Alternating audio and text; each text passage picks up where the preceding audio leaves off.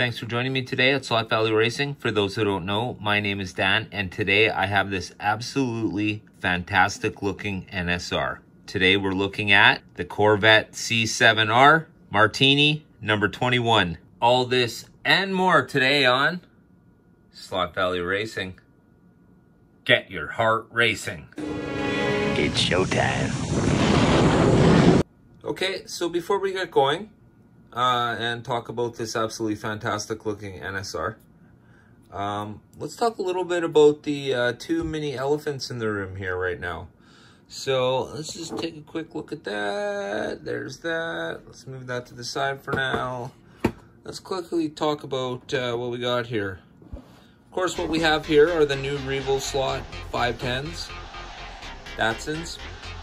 This is the Simonized livery. And once again, this is a Datsun 510, one of the newer ones, and as you can see, this is the Golf livery. So we'll be looking into those in a future video, so watch out for those ones. But for today, we're going to be talking about this car.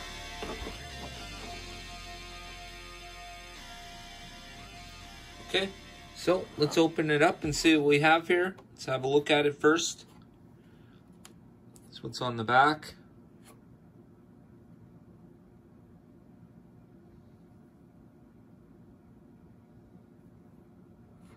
This is the reason why it was so cheap, guys. And with this one, it appears that the problem was not with the car itself. The problem was with how it was packaged. And when I flip it around, you guys will see what's wrong with this car instantly. The tampo, it just means there's something wrong with the car or how it's been packaged. Absolutely fantastic. So for those of you who never heard the term tampo before, that's the general look and condition of the car as a whole. Basically, if there's problems with the tampo, that usually means there's possibly something wrong with the paint, a decal's backwards or not on, something's missing from the box, and I'm sure all of you can clearly see right now what's missing from this car. It's not actually missing from the car itself. It's missing from the box. There's no label on this one. Family firm. Oh, son of a... And there never was. It didn't fall off in shipping, it just wasn't there. So the price was right. A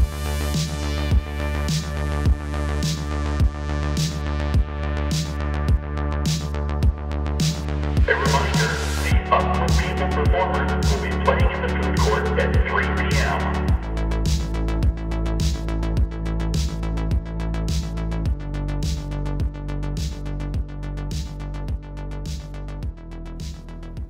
All right, so let's open it up, take a look at it. I know for a fact we have a few grub screws we need to install to set the front axle. So let's do that.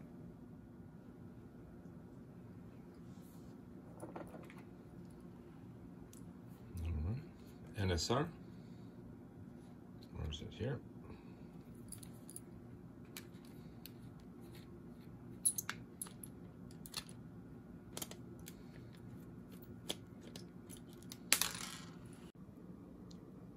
All right, so here we are. The shell's upside down, obviously off the chassis.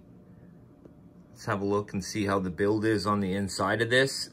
It actually looks really nice. They've done a really good job here. All right. We'll have a look at the other side now. Of course, this is the side with the livery. As you can see, absolutely fantastic. Let's do the flyby. All right, we have the screws in the bag. You can see right here, I've just taken the two of them out.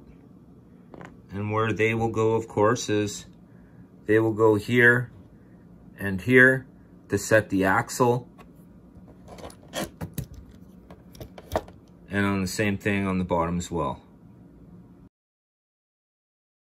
All right, so let's have a look and see what I've done now. So I have the grub screws, they're in now. The axle height is set. What I did was I set it so that you can see just a little bit of light underneath the chassis. Okay, see underneath the front? See that little skim right there of light all the way under? Perfect. All right, so you can see how the nose is just almost touching at the front here. This screw right here sets your nose ride height. Let me show you. Just enough space so that the nose doesn't drag on a straightaway. Perfect. All right, so now what I've done is I've put the grub screws in the top to stop the height. So now I got the ride height set. And then I put the grub screws in the bottom in these holes right there and right there. And that stopped it now from just the axle being completely loose. So what I did was I tightened the top screws until I got the right ride height I wanted for the wheels. And as you could see through there, it's pretty much perfect. The bottom ones, they just stop the axle from flopping around. So I tightened the bottom ones until I felt it hit the axle, and then I backed it off a quarter turn. And then that gave me perfectly good, no problems there whatsoever. And as you can see, they're not bouncing up and down lots. And like I've now set the ride height for the nose and the braid pickup. All right, so what I'll be doing to this chassis, just quickly to get it on the track for this review, is I'll be oiling the bearings. They're just bushings, so it's not a big deal. And I'll be checking all the spots that are screwed on. So if there's a grub screw holding a wheel on, I'll be checking all of them. Then I'll be putting a little bit of silver polish on the gears just to help them sink in a little bit. And then I'll run them up, all right? And then, of course, I'll be pulling up the braids a little bit because they're completely flat against the keel. So I'll be changing that a little bit. I'll show you what I do with that. And it'll also help for a smoother ride. For now, suspension-wise, well, that's something I'm still working on. I have it with my McLaren 720 as well, and I'm sort of working on that as well still too. There's various positions this could be in and stiffnesses, so I'm still in the learning curve. So I like to just leave it the way it is, run it a whole bunch of times, a couple hundred probably, and then start messing around with that kind of thing. So for now, it's just an oiling issue. Let's do that. All right.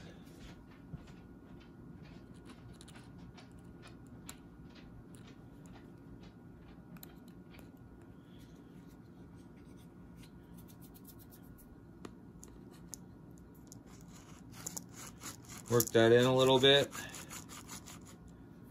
Do the same at the front.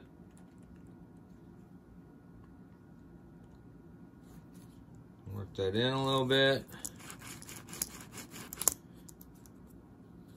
I like to always put right where the shaft comes out, and of course where the gears are, right here. So we'll put a little on there for now, and then we'll add a little bit more as the car runs. And we will be putting a little bit of silver polish on there, like I mentioned. We're definitely going to be running it up a little bit. So let's run it up a little bit now while we can, and then we'll put a little polish on that gear. Okay, guys, see how the braid is flat against the keel right here? Okay, it's like completely flat. What I like to do is I take this little rounded edge. I'm sorry, you guys, it might be hard to see that. And I just slide it underneath there, right to the front. Just like that. And you can see now how it's curved at the front. Not only does that create a little bit of a shock absorber, but it also gets you better connection to your track. See, here, have a look at this side. Same thing. All I'm gonna do is just pop this little screwdriver up under here and just pull it to the front, just like that, and that'll give you that little curve. Now, of course, this little curve is pretty harsh right now, but when I get it on the track, it will work out perfectly fine. And, well, I'm at the point now where I'm going to run the motor for a little bit, put a little polish on it. It's time. So I'm just going to take my handy dandy AFX tire, just pop it under the back like that. Let's get a close up, see what's going on here. All right, so now what I'm going to do is I'm just going to run it up for a little bit. Not pushing it too hard. All right. Okay, guys, so now we're just going to add a little bit of polish, like I said. So the first thing I like to do is I like to add a little bit of oil first off. That's just so when I put the lube on, or the silver polish, it'll stick to the gear. So I put a little bit on, not too heavy. I don't want to make a huge mess of this. Give it a quick spin first so that it doesn't all get whipped off. All right, give it a little push now. There we go. Okay, we'll give it one more little drop there. All right. Okay, now we'll add a little bit of polish. So here it is right here. We're just gonna add a little bit as soon as I find the tool. Here we go.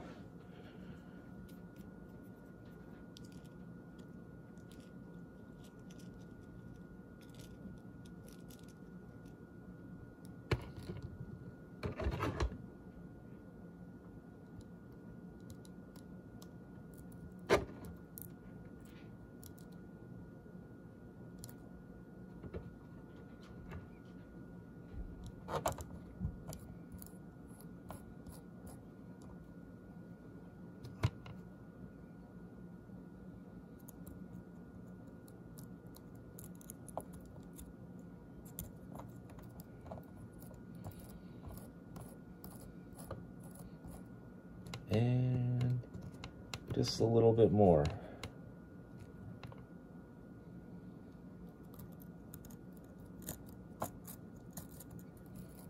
All right.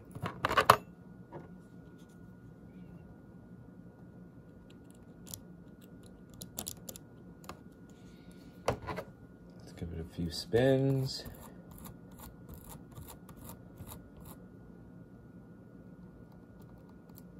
Gear mesh looks good. All right, let's run it up a little bit now.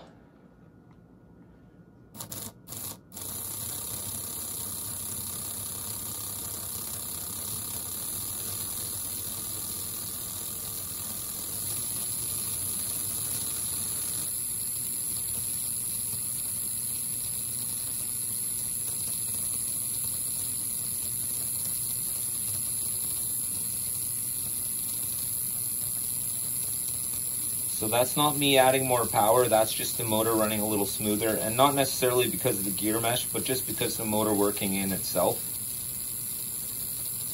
But it sure does sound nice and smooth.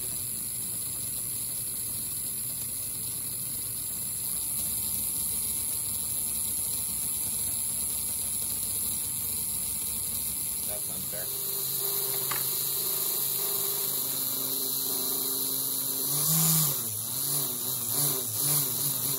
And of course, we'll have to do just a little bit of sanding. You can see the tire is slightly out of round, but it's pretty good for out of the box. I mean, it sure looks good.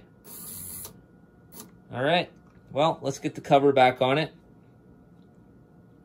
First, clean it up a little bit, get the cover back on, and then take it for a test run on the track.